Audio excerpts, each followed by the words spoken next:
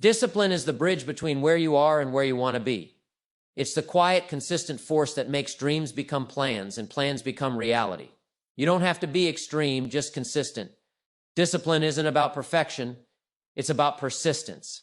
It's showing up when you don't feel like it. It's following through long after the mood has passed. One of the most powerful techniques to build discipline is setting clear goals. Without a target, you wander. With one, you focus. A goal brings purpose. It gives you a reason to say no to distractions and yes to commitment. Write it down. Be specific. Vague goals produce vague results. Clear goals produce focused energy. Second, develop a routine that supports your values. Discipline thrives in structure. If your mornings are chaotic, your day will be scattered.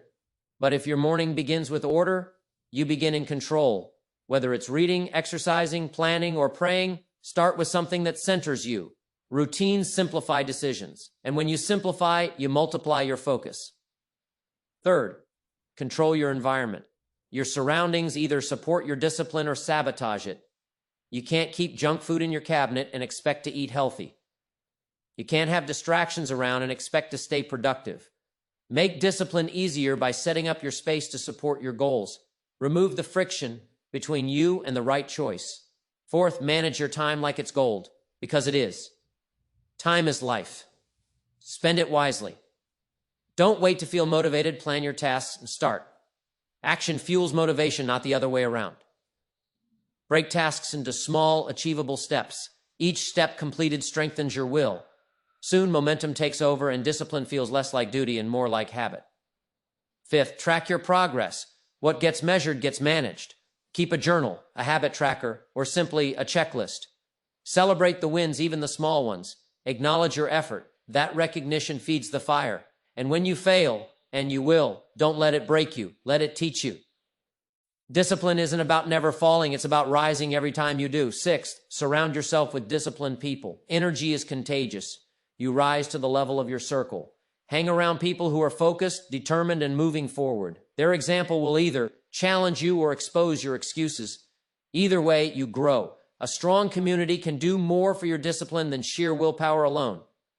And lastly, connect discipline to purpose. If you don't know why you're doing something, you won't do it for long. Discipline without purpose feels like punishment, but discipline connected to vision feels like freedom. Remind yourself often this effort is not wasted, it's invested. Every act of discipline is a vote for the future you want. Discipline isn't just about doing, it's about becoming. Each time you make the right choice, even when it's hard, you're shaping the kind of person you are. Success doesn't arrive in one big moment. It arrives daily in small, quiet decisions. And over time, those decisions become a life you're proud of. So don't wait for the right time to start, because the right time is now.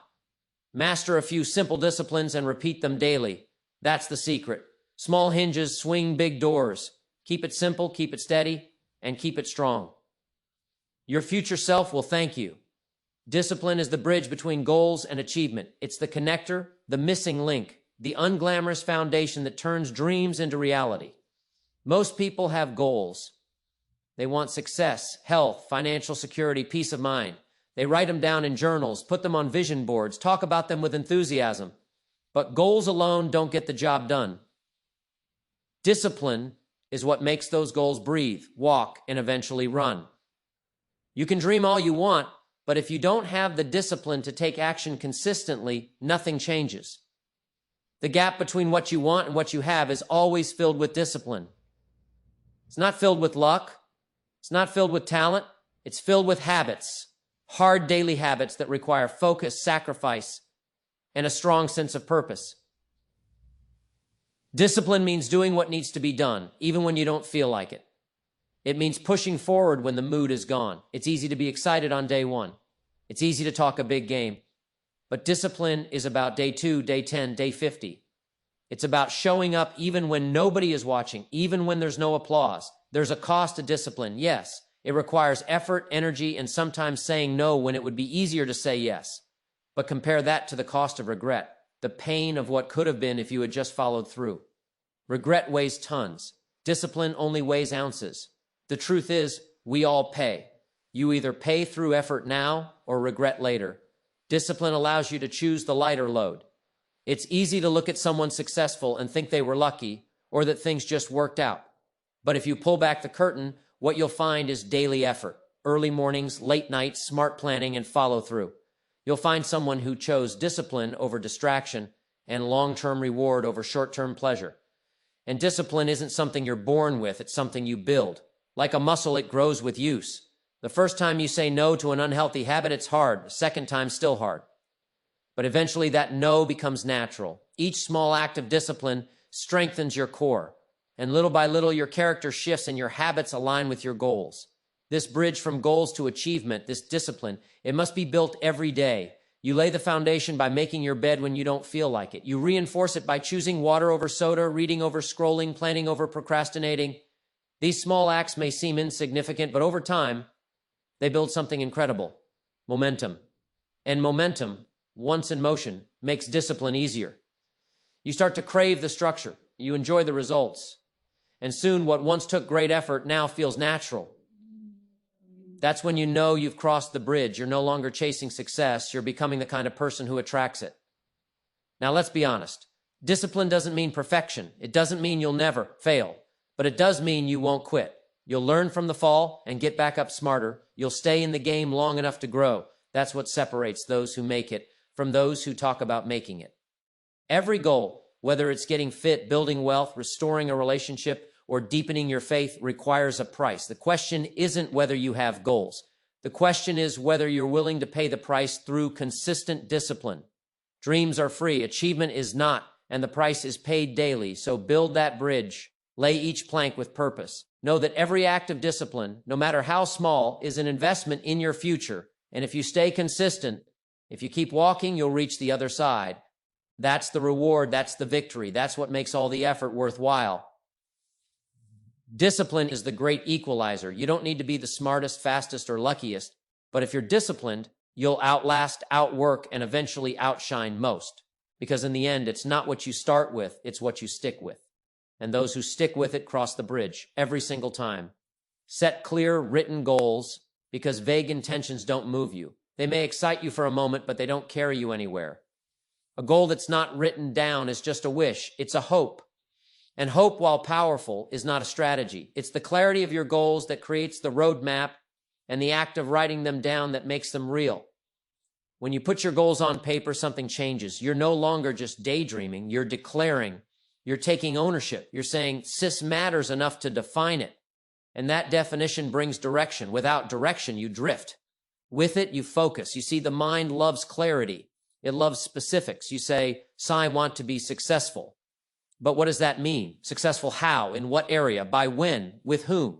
Until your mind knows exactly what you're aiming for, it has no reason to wake up early or stay up late. It has no reason to say no to distractions. But the moment you define it, I want to increase my income by 20% by December 31st, or as 70 days, want to lose 15 pounds in 90 days.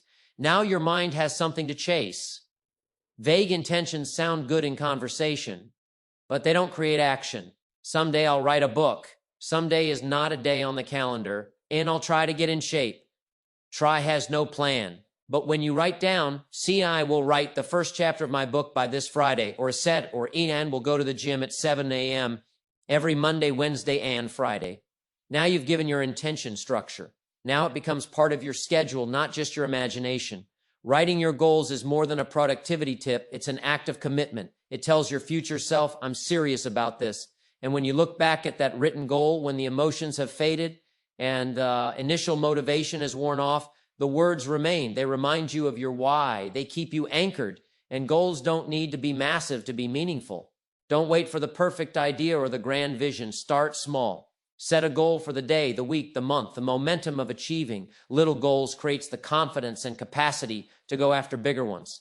But start and make it plain. Clarity brings power. When you know what you want, you begin to notice the opportunities, the people, the doors that were always around. But you were too unfocused to see. Clarity tunes your radar. It helps you ignore the noise, because not everything matters. But when your goals are clear, you know what does. People say, son, I don't know where to start. Start by getting honest. Ask yourself, what do I truly want? What matters most right now? What am I willing to work for? Don't be afraid to put it on paper. If it's worth having, it's worth writing down. Once written, goals can be measured. Measured goals can be tracked. and track goals can be improved. That's how you grow. That's how you make progress. You don't wake up one day successful by accident. You get there on purpose, on paper, with a plan. And yes, your goals will evolve. That's the beauty of growth. But if you don't set a goal, you can't redirect it. You can't improve what doesn't exist. Set the goal, pursue it, and adjust as needed, but always stay intentional. The world is filled with people who are busy but not productive, moving but not progressing. Why? Because their energy is scattered. Their intentions are vague. They don't know exactly what they're aiming for, so they settle for whatever shows up. But that's not how leaders live. That's not how achievers move. They set a target, they write it down, they commit to it, and then they act on it every day. So if you want your life to change, don't just think about what you want. Write it. Be clear. Be specific. Be honest. Your goals are not just words. They are blueprints. And if you treat them with seriousness, they will build you a future that is stronger, more stable, and more satisfying than any vague intention ever could. Write your goals. Review them often. Let them guide your decisions. Let them shape your habits. Let them define your focus. Because once your goals are clear and written, your direction is set. And that direction makes all the difference. Build a daily routine to make discipline automatic, because what you do consistently matters more than what you do occasionally. If discipline is the engine, then routine is the key that starts it every morning. The beauty of a routine is that it removes the need to decide every single day. It takes discipline out of the emotional realm and puts it into structure. And structure builds stability. When you don't have a routine, every day becomes a negotiation. Should I do it today? Should I wait? Should I sleep in? Should I skip it just this once? And that negotiation wears you out. It steals your energy. But when you've built a routine, the decision is already made. You don't have to feel motivated. You just follow the rhythm you've already designed. A daily routine simplifies life. It anchors your priorities. It puts your goals into motion through habit.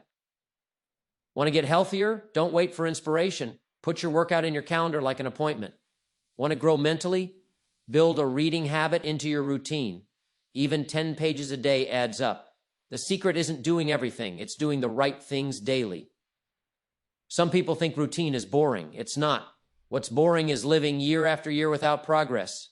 What's frustrating is spinning your wheels, always busy, but never moving forward. But when your day starts with purpose, when your schedule reflects your values, something powerful happens. You begin to feel in control. You begin to build momentum. And with momentum, discipline becomes easier, automatic.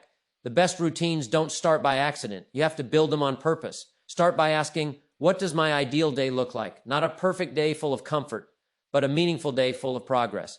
Then reverse engineer it, break it down. What should your morning look like, your afternoon, your evening?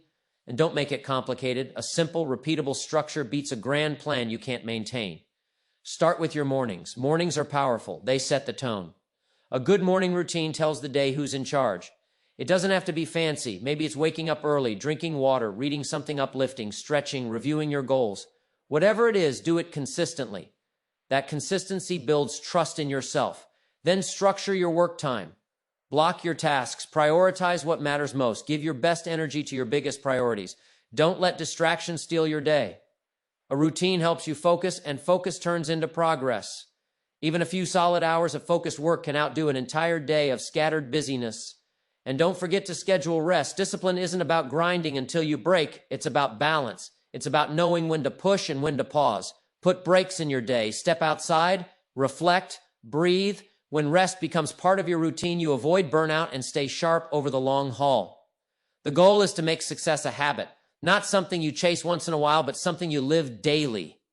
That's what a routine does. It makes winning normal. You don't wait for inspiration. You don't rely on willpower. You just follow the path you've built one step at a time. Over time, your routine becomes part of your identity. You start to see yourself differently. You're no longer someone who tries. You're someone who follows through. And that identity shift changes everything. Because when who you are lines up with what you do, discipline feels natural. Of course, life will throw you curveballs, travel, illness, unexpected challenges. They'll disrupt your rhythm. But the beauty of a solid routine is that it's flexible. You may bend, but you won't break. You know your foundation. You know how to reset. And that ability to restart quickly is what keeps you moving forward. So build your routine with intention, review it, refine it. Make sure it serves your vision, not just your comfort. Add what strengthens you, Remove what weakens you and be patient. It won't all fall into place overnight, but with consistency, it will stick. And once it sticks, you won't have to think about it. It will become automatic. Remember, you don't rise to the level of your goals. You fall to the level of your systems. And your routine is your system. Build it right, and you'll build a life of progress, discipline, and success, one repeatable day at a time. Design your environment to support your willpower, because even the strongest mind can be worn down by the wrong surroundings. Willpower is powerful, but it's not infinite. You can't expect to win the battle every day if the battlefield is set up against you. The smart strategy is to arrange your environment so that discipline becomes the default, not the struggle. Too many people rely solely on inner strength while ignoring outer influence. They say, "I'll just resist," while leaving every temptation within arm's reach. But discipline doesn't have to mean constant resistance. It can also mean intelligent design. When you shape your surroundings to match your goals, you remove the friction. And less friction means more progress. Look around you. What's in your space? What's in your home, your office, your kitchen, your phone? Your environment is either helping you stay focused or constantly pulling you off course. If you're trying to eat better, don't leave junk food on the counter. If you're trying to read more, don't let your phone sit on top of your book. Make the right choices easier to make. It's not just about removing distractions. It's about replacing them with what matters. Fill your space with triggers for the life you want. Want to grow mentally? Keep a book on your desk. Want to stay active? Put your workout gear where you can see it. Want to focus more deeply? Clean up your workspace. A cluttered environment produces a cluttered mind. Smallest details can have the biggest impact. Lighting, noise, layout. These things may seem minor, but they influence how you think and act more than you realize. When your space is clean, bright, and purposeful, your mind follows suit. When it's chaotic, unplanned, or stuffed with distractions, discipline becomes a daily uphill climb. This applies to the digital world too. What's on your screen? What notifications pop up when you're trying to focus? What kind of content fills your social media feed? If your phone is full of noise, it's not a tool, it's a trap. Turn off the alerts. Move the time-wasting apps off your home screen. Set digital boundaries just like you would physical ones. And think about your schedule. Your calendar is part of your environment. If it's packed with clutter, things that don't move you forward, then you're living someone else's priorities, not your own. Design your time just like you design your space. Make room for the things that build you. Remove the things that drain you. Now think about the people in your environment. Who are you around every day? Their mindset, energy, and habits affect yours. You can't expect to stay disciplined when everyone around you is careless. You rise or fall to the level of your surroundings. If you want to grow, surround yourself with people who are growing. People who challenge you to be better, not just comfortable. Changing your environment isn't always easy. It may take time. It may require tough choices. But the more aligned your surroundings are with your values, the less effort it takes to stay on track. You don't have to be perfect. You just have to make progress easier and failure less convenient. Think of your environment as your silent partner. It's working for you or against you 24 hours a day. So make it work for you. Let it be your coach, your reminder, your reinforcement. Let your space reflect your standards. Because when everything around you supports the direction you're heading, you'll feel a sense of flow instead of friction. And here's the truth.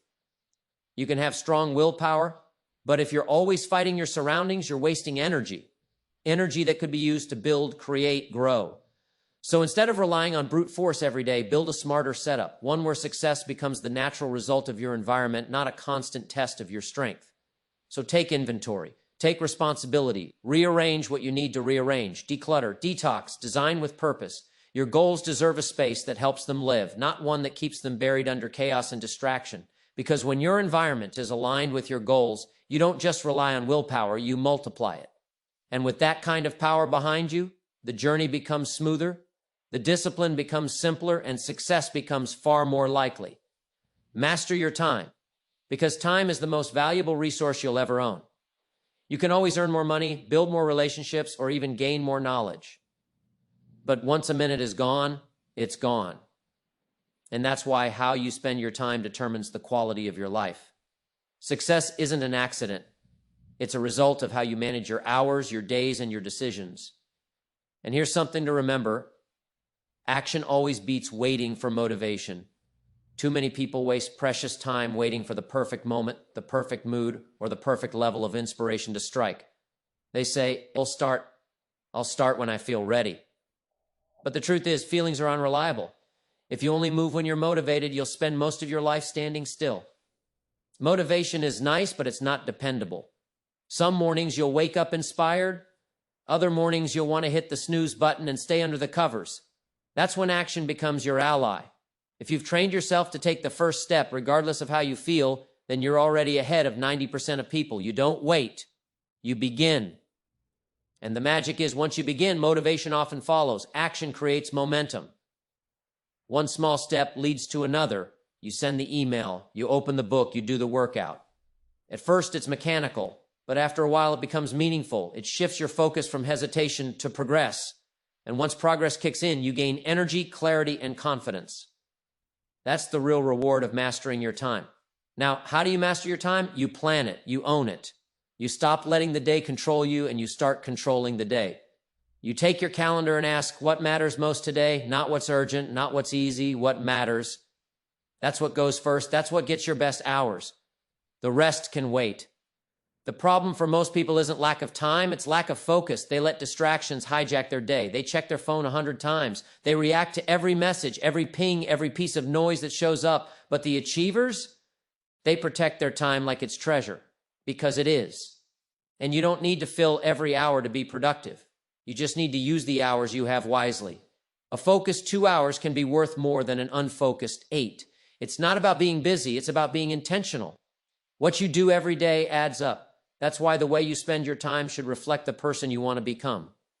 If you want to grow, block time to study, reflect, and practice. If you want to build wealth, schedule time to plan, strategize, and execute. If you want strong relationships, give your time generously to the people who matter. Time is love. Time is investment. Time is everything. But be careful, time has enemies. Distraction is one. So is procrastination, perfectionism, mindless entertainment, overcommitment. They sneak in quietly but steal loudly. They leave you exhausted, unfocused, and wondering where the day went. That's why you need boundaries. Say no more often. Guard your mornings. Close the tabs. Put the phone down. Get back to what matters. And here's another key. Stop waiting for long stretches of time to get things done. Use the small windows. 10 minutes to think, 15 minutes to read, 30 minutes to move. Don't underestimate the power of short bursts. Time compounds when it's used wisely. Minutes become hours. Hours become progress. Progress becomes transformation. If you want to lead a meaningful life, make action your habit and time your ally. When others are waiting for the mood to be right, you'll already be working. When others are hesitating, you'll be building. And that's when you'll notice the difference, not overnight, but over time. Because time doesn't wait. It keeps moving. And so should you. Not perfectly, not flawlessly, just steadily, with intention, with purpose, and with action. So stop waiting, start doing, master your time, and you'll master your results. Let the clock remind you, not of pressure, but of possibility. You don't need more time. You just need to make better use of the time you already have. Start now. Start small. Just start.